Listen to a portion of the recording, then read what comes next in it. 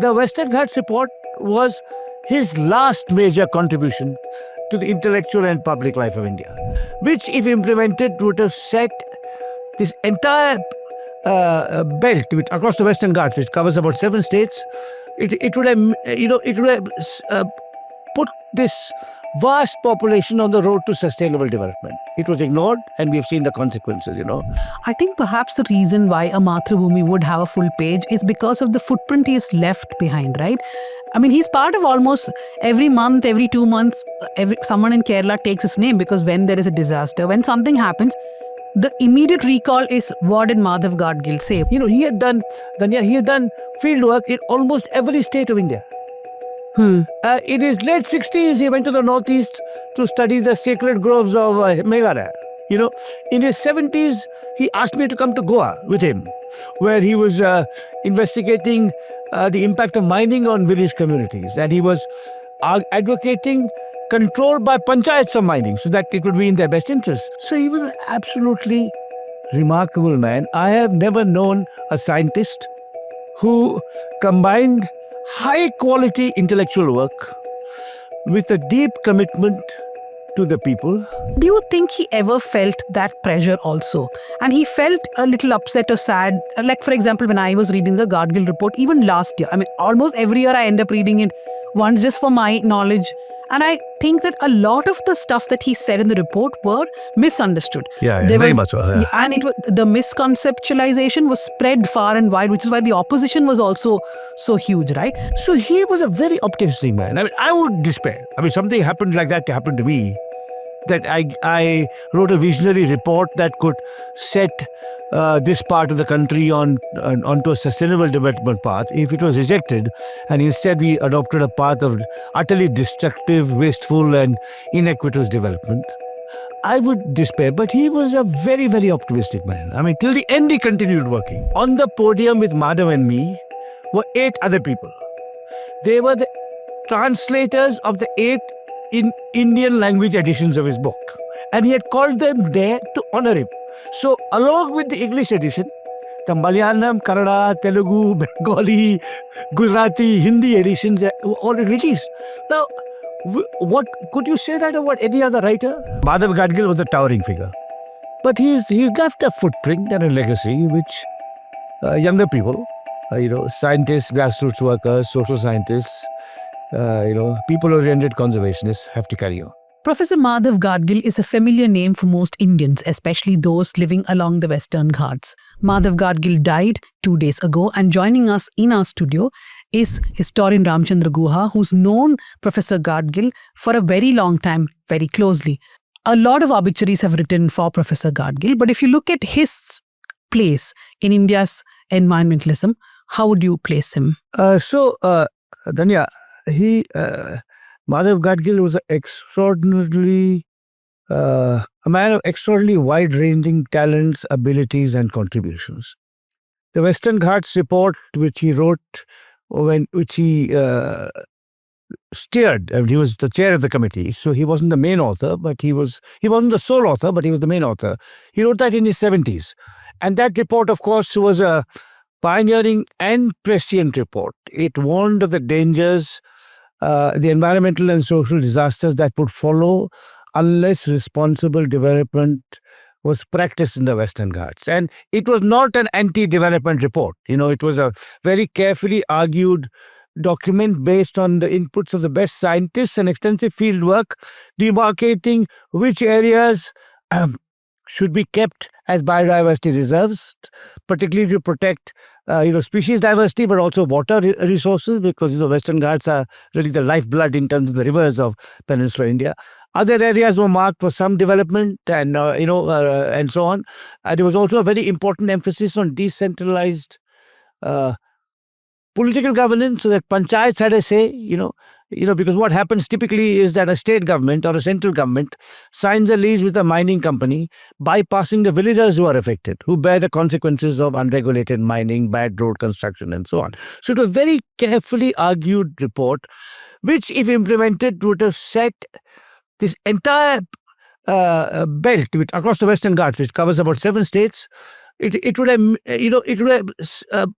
put this vast population on the road to sustainable development. It was ignored, and we've seen the consequences, floods, landslides, unprecedented climate effects that have devastating impacts and so on.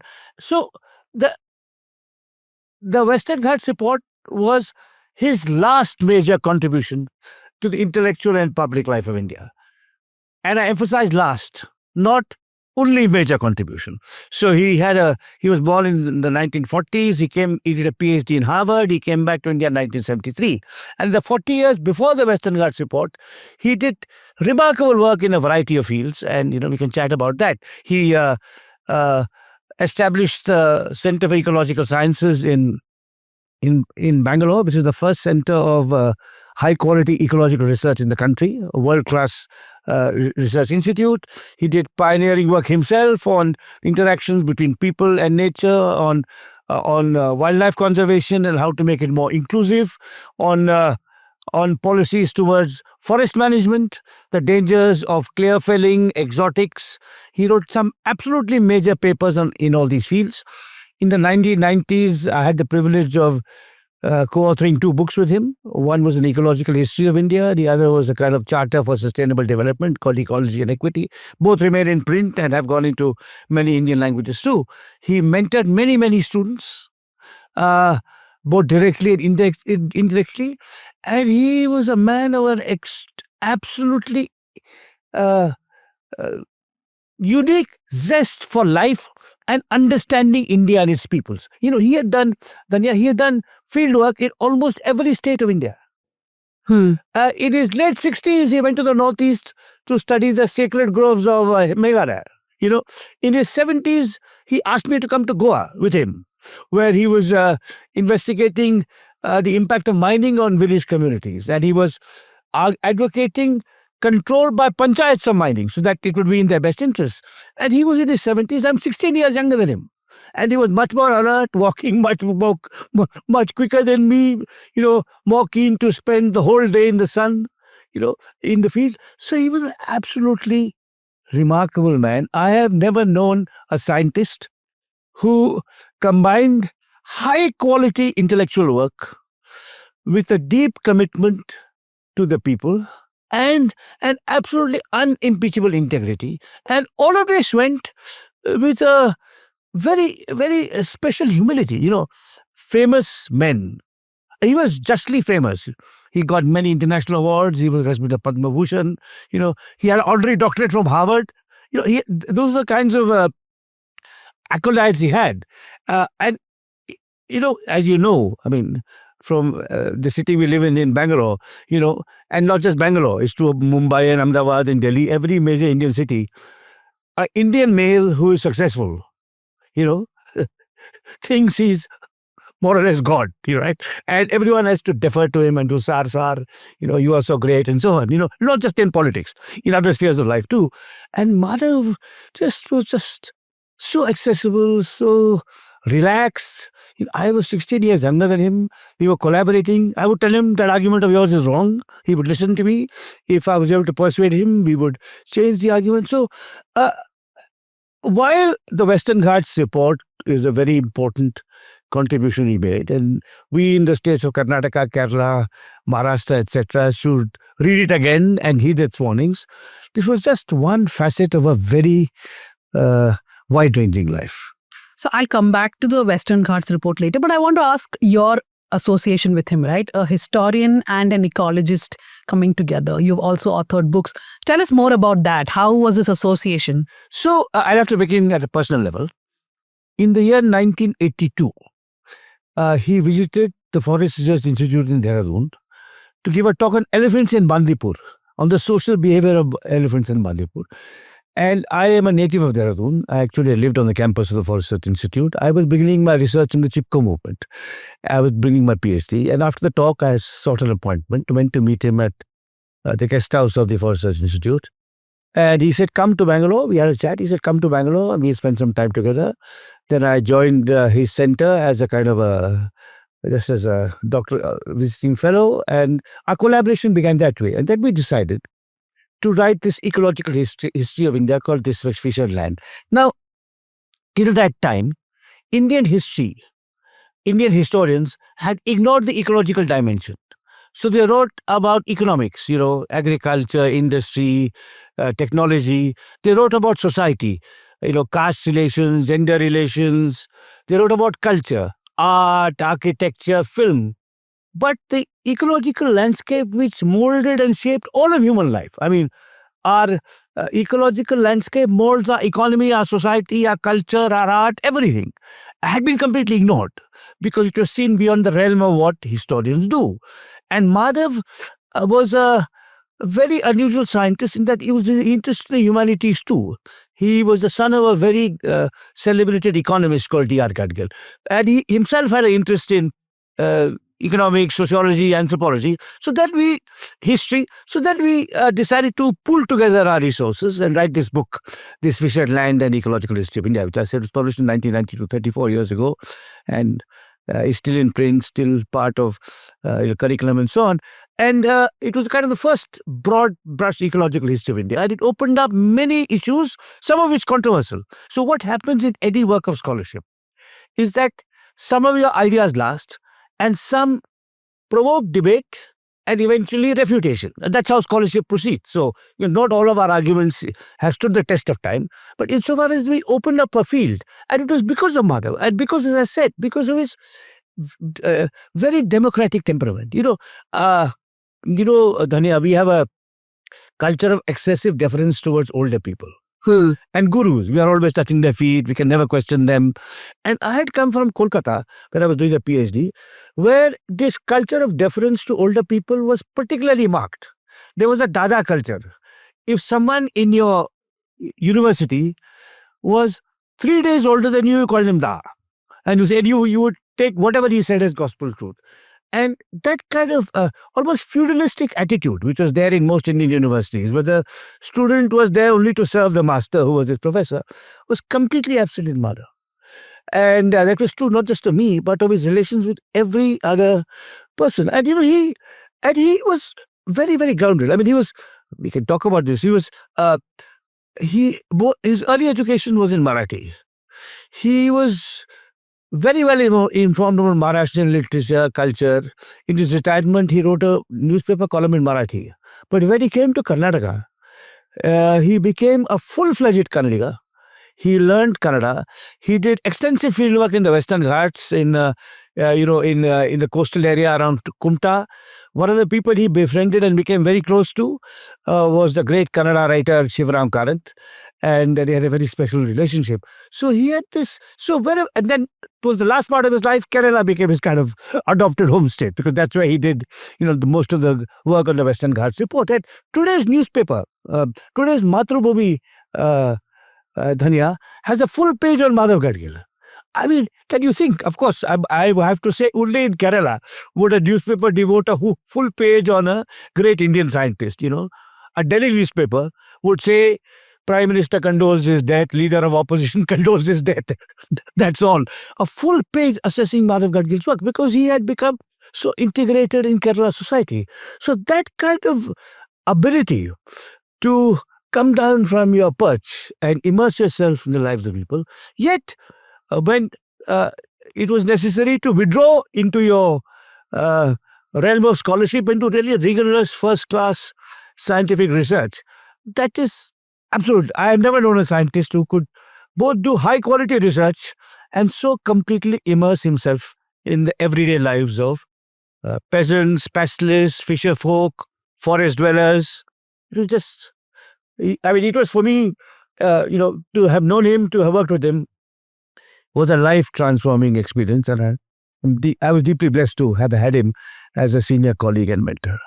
I think perhaps the reason why a Mathrubhumi would have a full page is because of the footprint he has left behind, right? I mean, he's part of almost every month, every 2 months, someone in Kerala takes his name, because when there is a disaster, when something happens, the immediate recall is, what did Madhav Gadgil say? What did professor say that we did not? But do you think he ever felt that pressure also? And he felt a little upset or sad. Like, for example, when I was reading the Gadgil report, even last year, I mean, almost every year I end up reading it once just for my knowledge And I think that a lot of the stuff that he said in the report were misunderstood. Yeah, There very was- much so. Yeah. And it was, the misconceptualization was spread far and wide, which is why the opposition was also so huge, right? Did he ever feel upset about it, or did he feel that it was not being understood in the right spirit? So I will answer your question. But first, on the opposition to the report. Now, what the report did, particularly by emphasizing decentralized governance, was to threaten the contractor, bureaucrat, minister nexus. I mean, there's a nexus in every state government between the contractor, the bureaucrat, and the minister. And that's decided in here in Vidhan Sabha, in Kerala, in Trivandrum, in Mumbai, in Mantralaya. Madhav was saying that the locus of decision making to shift to where the issues are. To the districts, to the taluks, to the mountains, to the villages, to the, that's where watersheds. That's where it should shift to the forest. Now, the people who live there. Now, that really affected the contractor, bureaucrat, politician nexus in every state. So the report, and I'm sure the politicians didn't read it, but because of what it recommended, decentralized government and responsible development choices, was rejected by the communist government in Kerala, the Congress government in Karnataka, the DMK government in Tamil Nadu, the Shiv Sena in Maharashtra, the BJP in Goa and Gujarat. So the opposition was from vested interest. It was not based on science or logic. It was based on the cut I will make on government contracts will be reduced if this report is implemented. And now he, on the other hand, lots of civil society groups supported him. I mean, lots of, and the messages that are coming in, not just from Kerala, show this from, grassroots organizations, even in Dakshin and Uttar Kannada and so on. So he was a very optimistic man. I mean, I would despair. I mean, something happened like that happened to me, that I wrote a visionary report that could set this part of the country onto a sustainable development path. If it was rejected, and instead we adopted a path of utterly destructive, wasteful, and inequitous development, I would despair. But he was a very, very optimistic man. I mean, till the end he continued working, and one of his last projects was actually, so he, in his native state of Maharashtra. So Dhanya, he joined IISc in 1972. And I should say, it's important to stress that his wife Sulochana was an equally distinguished scientist. She was she was an atmospheric scientist, India's foremost expert on the monsoon, with a PhD from MIT. And both of them decided to come back when they could easily have got professorships in America. So Sulochana and Madhav worked in the IISc for 30 odd years. They became, as I said, domiciled Kannadigas.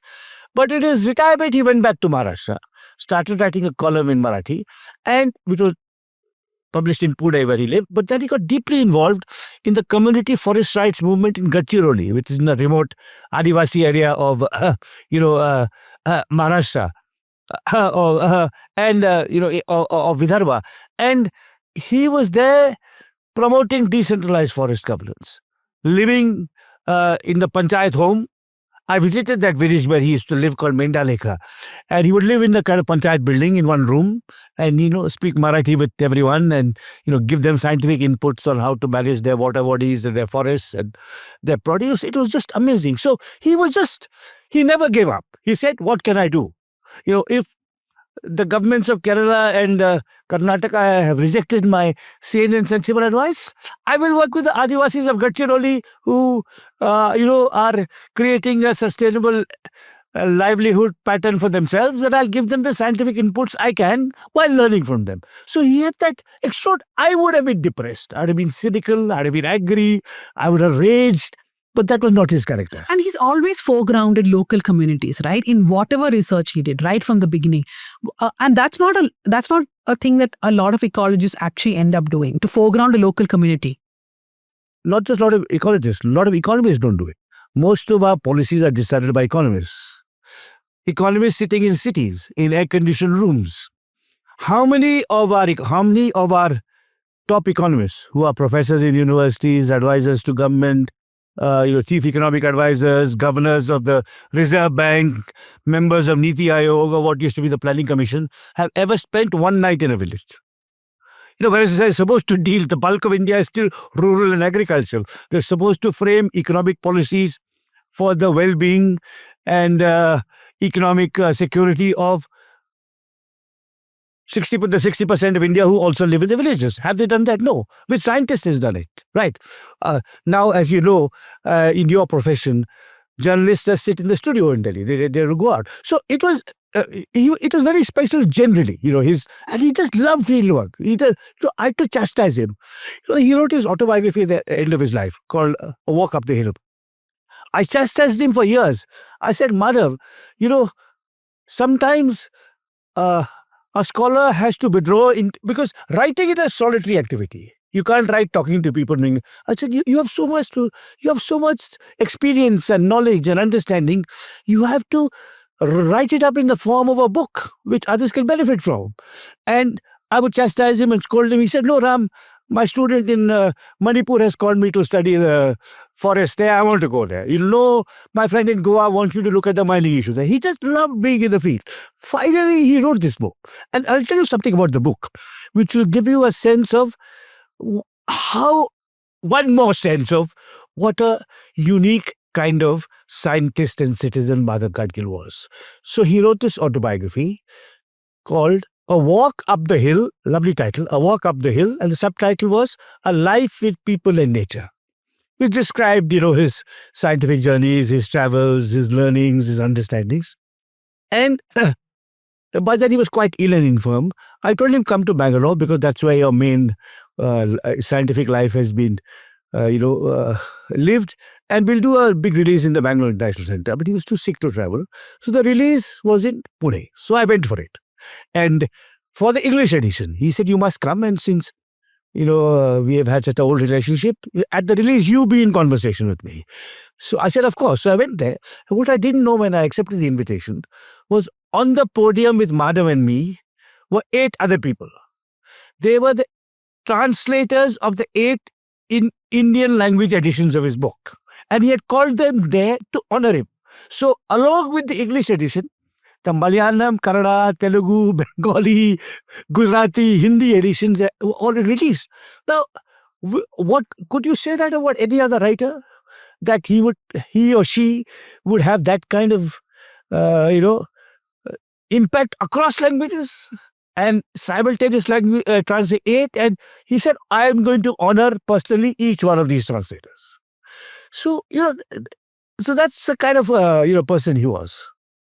So I think this is going to be a difficult question, but in a lifetime of work, if you were to choose a couple of things that Madhav Gadgil did, which really stood out for you, like from my limited reading, something that I have always enjoyed reading are his works on the sacred groves, which I think is work which is continued by Gopi Krishna Warrior and Mongabe. My colleague Harita, she also writes about sacred groves because these are the smaller but most important things which I feel like larger publications, the media also sort of ignores, right? We still cover mangroves, but not sacred groves. If you were to pick a few things from the lifetime of research and studies that he did, what do you feel stood out for you? So, yes, absolutely, sacred groves. So I'll have to pick 5 or 6 things. His last report on the Western Ghats, his autobiography, the other books he wrote, his work on sacred groves, his work on transforming forest policy in India. So, which is, some of it went into our book, This Vision Land, but some of it he had done earlier. And this goes back a long way, so particularly for your listeners and even for you, this will be new. In 1980, Bastar is now in the news about Naxalism and mining and so on. In 1980, the government decided to convert the mixed tropical of forests of Bastar into monocultural stands of Caribbean pine, saying we need raw material for paper mills.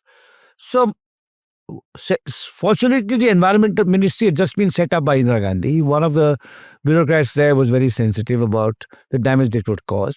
he commissioned a report by Madhav Gadgil and his students. They went to Bastar and traveled all across that gorgeous forested landscape and said, this project will have devastating ecological and social impacts. And then they wrote a report on forest management, which argued more widely for India that forest management, which was then totally narrowly focused on commercial ends, maximizing productivity, profits, with no regard to the environmental costs and the dislocation of local people. So, for example, to deviate just a bit and then I'll come back to Bastar, one of Madhav Gadgil's students did a study on forest policy in Karnataka. And he found that there's a paper mill in Dandeli, which was getting subsidized supplies of bamboo for paper at, I think, 100 rupees a ton, when the market price was 5,000. And the basket weavers of Dandeli had to buy the same bamboo at 5,000. So it was socially unjust, but also if you give a resource free, then the paper mill will want to destroy it.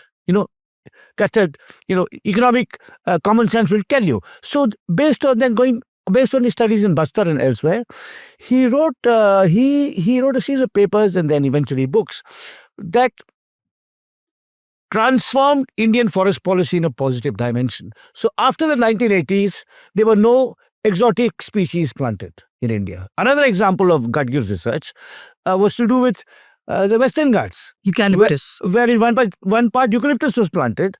Again, biodiverse tropical forests were destroyed. Eucalyptus was planted. And that eucalyptus was attacked by a disease called fungal disease, pink disease, and it was destroyed. So that research, using science to promote policies that had extremely beneficial social and ecological impacts. So that's another example. I'll give one last example. I could give many more. When he was at Harvard, Dhanya, as a doctoral student, his PhD was in mathematical ecology. It was not, based on field research and interactions with people. And he published a paper that became a citation classic. If a paper is cited more than, I forget, maybe 5,000 times, it's called a citation classic. So he published this paper in, he came back in 1972. So maybe say 1970, right? But 25 years later, I was lecturing at the University of Wisconsin at Madison. And the book I wrote with Madhav Gadgil, This Fisher Land, had just come out. And there was an ecologist at my talk who only knew Gadgil through that classic paper on mathematical ecology, which was on prey-predator relations, which was still cited. And he said, oh. Then he said, he said, you've written Harvard. He said, where is Professor Gadgil? He said, in Bangalore. I said, Bangalore? He said, I thought a man of that scientific ability would still be at Harvard. He didn't know that because that is, so his specialist scientific work had that kind of impact. That people thought he had to be living abroad. Yeah. So a person who writes a paper in a top ecological journal in America, which had 5,000 citations, which is mathematical on the one side, and a person who has his book translated in 8 languages and knows most of India and the villages and the towns and the fields and the forests and the rivers and the landscapes so intimately. I mean, that was Madhav Gadgil. So today, almost every day we see headlines about how, I think yesterday there was a headline about how Bastar and many places near it, mining has really increased Yes, now. yeah. I was reading another story about how land documents have been falsified by a big mining company to take away lands. The other day, one of the English websites actually had an opinion piece by someone from Vedanta on the fact that Aravalli Range, any construction should be decided by what is economical and not just by noise. This is what he said. I mean, the irony of letting this man write this opinion piece. We are seeing policy shift which does not take into consideration our ecology, our environment. At this time, when we are going through a period of, I would say, crisis, isn't India going to miss Madhav Gadgil a lot? Very much. But younger people have to carry it on. Younger people, and if you look at the outpouring of messages by younger conservationists, younger environmentalists, younger scholars, they will carry on the work. I mean, they may not have the sheer genius and commitment of Madhav Gadgil, but what one person could do on his own, maybe 50 or 100 or 200 of us can do collectively. Now, you see, it's utterly false and pernicious to posit environment versus development. And particularly in India. Now, there are three ways in which India is fundamentally different from countries like England, Germany, and North America, and even Japan. First, it has much higher population densities. Second, tropical ecologies are much more fragile than temperate ecologies. If there's a cloudburst in the Alps, it won't lead to the kinds of landscapes and landslides and devastation as a cloudburst in the Western Ghats of the Himalaya will. Thirdly, at the time when Europe, North America, and even Japan developed, they had access to colonies. Japan had access to many parts of China, to Korea, of course, North America to this vast continent, the Americans to this vast continent which they colonized, Europe to England to the colonies of Asia and Africa. So we have to live within our own resources. For these three reasons, we have to be much more responsible in how we use natural resources. And finally, and this is linked to the fact that we are so heavily populated, there is no part of India that is pristine. The Aravallis have to be protected for ecological reasons, but also because they provide some grazing and some pasture and some water sources to the local villagers. So by damaging the Aravallis, you will of course undermine our environmental security, but you will also cause injustice to the local villagers. And mining in central India has devastated tribal communities. So for all these reasons, this is a false and pernicious dichotomy promoted by businessmen, by ideologists, by the business press, partly out of ignorance because they don't understand the complexity of the challenges that face us, and partly out of sheer malevolence. So, yes, I think Madhav Gadgil was a towering figure, but he's left a footprint and a legacy which younger people, scientists, grassroots workers, social scientists, people-oriented conservationists have to carry on. That's what he would have wanted. So I think we will leave it at that note of optimism that there will be younger people who will carry on this work. Like whenever I read about, scientists or ecologists or people who were dissenting in whatever ways, right, just pass away due to old age, I always think, who's going to fill that vacuum? Hopefully, like you said, even if one person cannot fill that vacuum, some 20, 50, 100 people together will. Exactly. Thank you very much, sir, for joining us here at the News Minute. Thank you, Dhanya.